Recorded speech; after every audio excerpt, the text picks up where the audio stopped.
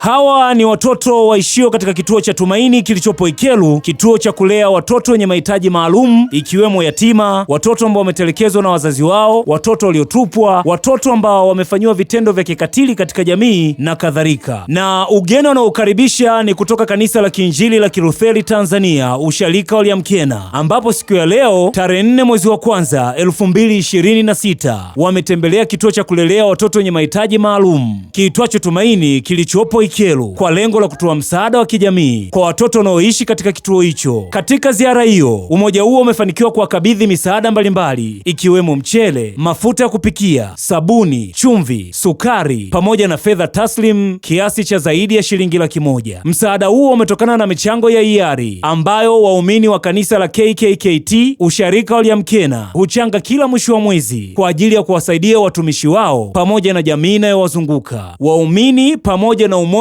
wa uwakili. Akizungumza na Kifanga TV wakati wa kukabidhi msaada huo, mchungaji na mwenyekiti wa msafara wa umoja wa uwakili wa Kanisa la Kiinjili la Kilutheri Tanzania Usharika wa Liamkena amesema kuwa lengo lao ni kuonesha upendo kwa vitendo na mshikamano kwa watoto wenye mahitaji maalum, huku akisisitiza kuwa ziara hiyo imempa funzo kubwa na ni wajibu wa kila mwanajamii kushiriki katika kusaidia makundi yenye uhitaji.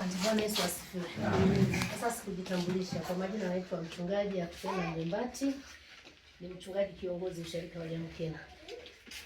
Kamati ya uwakili tumeona tuje tuwaunge mkono kwa vitu vichache ambavyo tumechukua, na kabla tujafanya lolote tunatambua huduma mnayoifanya. Najua kabisa huduma mnayoifanya ni nzito, ya kulea watoto wadogo sio kazi ndogo. Kwa hiyo Mungu awatie nguvu kwa kazi mnayoifanya. Na ninaamini kabisa kwamba ninyi wenyewe pekee bila Mungu hamwezi kufanya hicho. Lakini kwa kuwa mmeshajitoa kumtumikia Mungu kwa nafasi hiyo, ndio maana nawezesha na kazi inafanyika vizuri. Mungu awabariki sana. Kama kamati, kwa niaba ya usharika sasa, kama kamati tumekuja na vitu vichache tunaomba mvipokee ambavyo vitasaidia kwa watoto wetu tunaowalea hapa. Niombe basi vile vitu tuvikabidhi. Na baada ya kukabidhi vitu, tutakuwa na mambo mbalimbali ya kujifunza. Ndio. Karibu kwa vile tulivyoleta.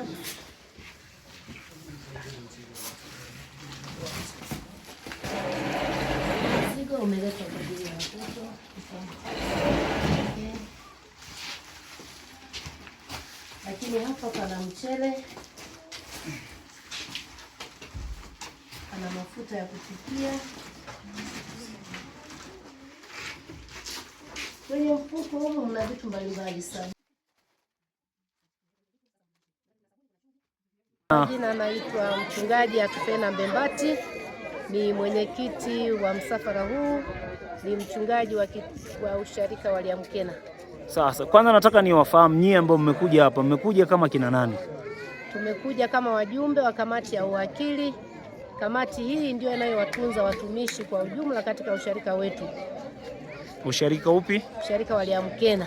Na wao wana kawaida tuseme kila mwishoni mwa mwezi wanaweka chombo kwa ajili ya kuwatunza watumishi. Ndio. Kwa hiyo tumeona kwa pamoja tuje tuwatunze na watoto yatima kwa siku ya leo. Okay, ina maana chombo kilichowekwa kwa ajili ya mwezi wa 12 au mwezi wa kwanza ndio kimekuja huku, sio tena kuwatunza watumishi. Watumishi tuliwatunza mwishoni mwa mwezi wa 12, lakini leo hii kwenye ibada zetu tumeweka chombo ili tuje tuwatunze watoto yatima wa hapa kituoni. Nini ambacho kimewasukuma mkaona mje katika kituo hiki cha Ikelu? Kimsingi jambo hili tumeona ni jambo la msingi kulingana na wenzetu ambao wamejitoa kuwatunza watoto, na sisi tumeona tunaua kuja kuungana nao kutoa chochote ambacho kipo ili kuwezesha watoto hao waendelee kula na waendelee kuishi pia. Wito wako kwa watu wengine, mashirika, makampuni kuhusiana na kuja kutembelea watoto hawa? Kwa hiyo kimsingi niwaalike tu wapendwa wote kwenye sharika mbalimbali, makanisa mbalimbali na vituo mbalimbali kuja kuwatembelea watoto hawa na kufanya chochote kile ili kuwatia moyo wenzetu wanaowatunza hawa watoto yatima katika kituo hiki cha Liamkena. Nini umejifunza kupitia ziara hii yenu ya leo? Kwa kweli leo nimejifunza kitu kikubwa sana. Jambo la kwanza, sijawahi ona watoto wanavyolelewa kwenye vituo kama hivi, lakini Jambo la pili, nimeona jinsi ambavyo wenyeji wanafurahi tunapowatembelea na watoto wenyewe wamefurahia kutuona sisi wageni tukifanya chochote kwa ajili yao. Ya, asante. Nikumbushe jina. Kwa majina naitwa Mchungaji Atufina Mbembati wa kanisa la KKKT Usharika wa Liamkena. Nipo na mtu mwingine tena ambaye yupo kwenye umoja huu, atajitambulisha anaitwa nani na ni nani kwenye umoja huu. Karibu, jitambulishe na utuambie. Kwa jina naitwa Mesha Sisi, yule ndiye mwenyekiti wa kamati ya uwakili Usharika wa Liamkena. Tuko hapa, tumekuja kwenye kituo ya watoto yatima hapa Kikelo kuangalia na kuwatakia hali ya wanaoishi hapa, kuwatakia faraja kipekee. Kwa mwaka 2026 bora tuje tuwakute, tuangalie watoto wenzetu ambao wanalelewa kwenye kituo hiki na walezi. Hii kamati na muda gani, na hili tukio hapa ni kama mara ngapi kutokea?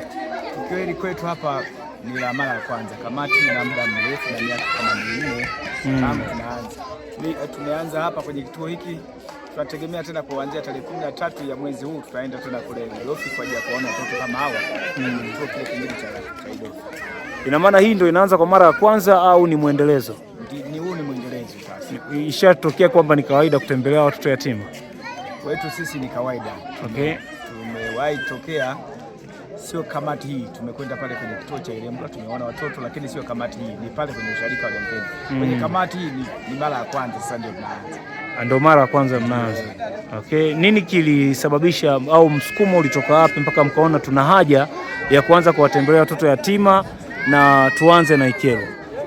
Msukumo ulikuja, kuna viongozi ambao tuko kwenye kamati hii, mwingine zaidi amelelewa kwenye vituo kama hivi. Kwa hiyo tukaona anahudumu kwenye kamati, lakini yeye ni muhanga, aliwahi patwa na tukio kama hili la kupigwa wazazi wote na akawa kama ni yatima.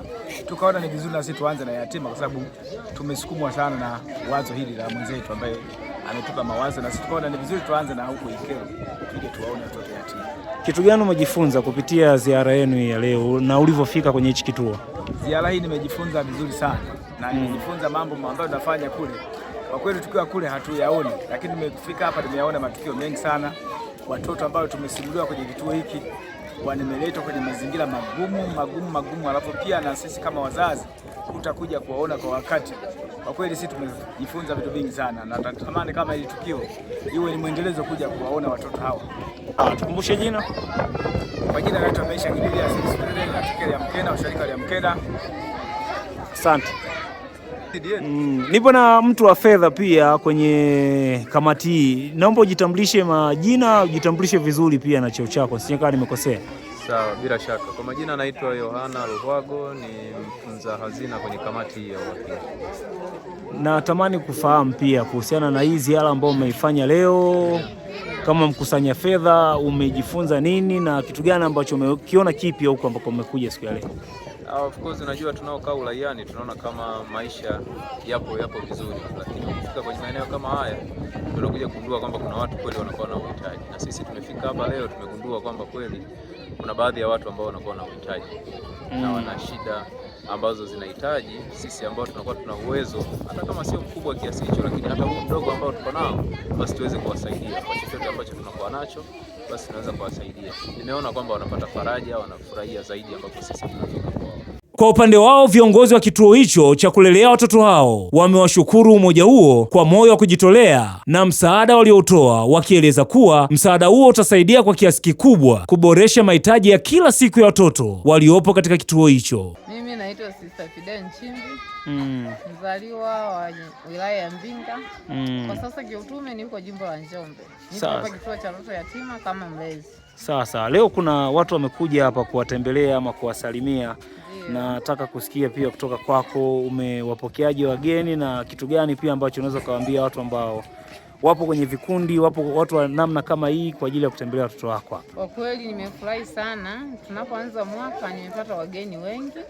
Kuna wao wametubebea chochote kwa ajili ya kusaidia kwa ajili ya hao watoto mahitaji mbalimbali. Kwa kweli nimefurahi sana.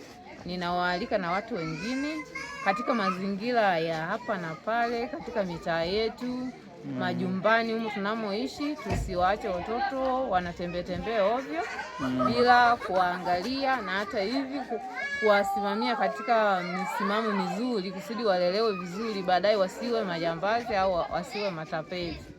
Kuna mtu ambaye ana watoto nyumbani anatamani kuwaleta hapa. Ni vigezo gani ambavyo nyinyi mnavitumia kuchukua watoto hapa? Sisi vigezo vyetu inabidi aanzie kwenye ustawi wa jamii. Wao ustawi wa jamii watafika hapa, basi watatuletea hizo taarifa na sisi tutampokea yule mtoto. Kuna sehemu nilisikia unazungumza, unasema kuna baadhi ya kina baba wamekuwa wakitelekeza watoto. Yaani wakileta watoto hawarudi tena, wanawatelekeza hapa. Hii ipo kwa kiasi gani? Hiyo ipo kwa asilimia kubwa. Kwa kweli wazazi hatuwajibiki vizuri, hasa kina baba, kwa sababu mnaleta mtoto toka ameanza darasa la kwanza labda mpaka darasa la 4 mpaka anamaliza shule ya msingi, mzazi hajawahi kufika. Baadaye mzazi inapotokea tukio fulani anakushangaa, anasema kweli wa baba yangu. Na nini kinasababisha mtoto na baba yake yupo na nyinyi mnampokea, mnaendelea kumlea? Nini kinasababisha kupokea mtoto wakati tayari ana mzazi? Kinachosababisha hivyo, inatokea kuna wazazi wawili, baba na mama. Ikitokea mama amefariki na yule baba hana ndugu wa kumtunza yule mtoto, ndipo sisi tunampokea. Lakini kama ndugu wapo, tunaomba msaada na wao watusaidie kumtunza yule mtoto. Mnakumbana na changamoto gani? Maana mnapokea watoto tofauti. Nisikia kuna watoto ambao wanaokotwa, kuna wengine wanakuwa wamefanyiwa vitendo vya kikatili. Mnapataje changamoto ipi ambao kuhakikisha mnawaunganisha na wanakuwa wamoja pia? Changamoto zipo, lakini lazima tukae naye yule mtoto, tumsome yupo mazingira gani, ametoka mazingira gani na yupo hapa saizi mazingira gani. Lazima tumwangalie kwa jirani zaidi na walezi, tushirikiane tuhakikishe mtoto anaenda katika malezi mazuri. Wito wako kwa serikali, ungependa nini wasaidie au wapi wawashike mkono? Wito wangu kwa serikali, kwanza kabisa daima watembelee kwenye vituo hivyo na daima waangalie mahitaji makubwa ya watoto wanayohitaji. Hasa kwa mfano labda kama sisi tunahitaji fensi kwa ajili ya watoto hao, tungehitaji magodoro, tungehitaji vitu mbalimbali kwa ajili ya watoto hao waweze kuendelea vizuri, wao watuunge mkono. Ishatokea mzazi akaja akamuiba mtoto au mtoto akapotea? Kwa kupotea mtoto iliwahi kutokea, lakini ni mara chache, sio mara nyingi. Wanakuwa wanapotea kwa kutoroka au kwa kuibiwa? Kutoroka. Ndio maana tunajenga fence kusudi kuzuia mtoto asitoke nje ya fence bila sababu ya msingi. Sawa, nikumbushe jina? Sister Fide Nchimbi. Asante sana Nchimbi. Umoja wa mawakili wa KKKT usharika wa Liamkena wameahidi kuendelea kushiriki katika shughuli mbalimbali za kijamii kama sehemu ya kutimiza wajibu wao wa kidini na kijamii, huku wakihimiza wadau wengine kujitokeza kusaidia makundi yenye mahitaji maalum katika jamii. Asante kwa kufuatilia Kifanga TV. Kama ndo kwanza unakutana na YouTube channel hii, naomba bonyeze neno subscribe hapo chini, weka comment, like, share kwa ndugu jamaa na marafiki ili waweze kukutana na taarifa mbalimbali ambazo tunaziweka kupitia YouTube channel hii.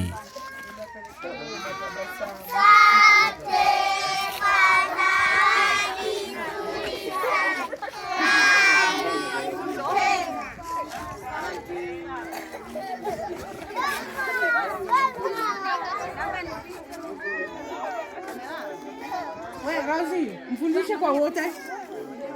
Hawajui kitu.